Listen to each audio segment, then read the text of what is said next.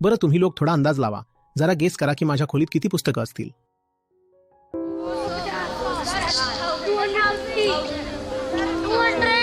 100, 200, 250, 500.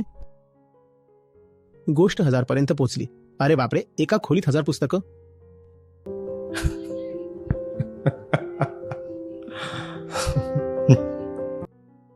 माझ्या खोलीत या क्षणी सुद्धा 3000 पुस्तकं आहेत.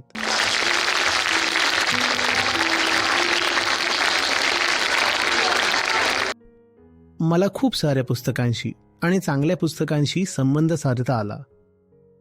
मग जगातल्या खूप साऱ्या गोष्टी ज्या साधारणपणे माझ्या वयाच्या मुलांना माहीत असायच्या, त्यांच्याशी माझा काही संबंधच राहिला नाही.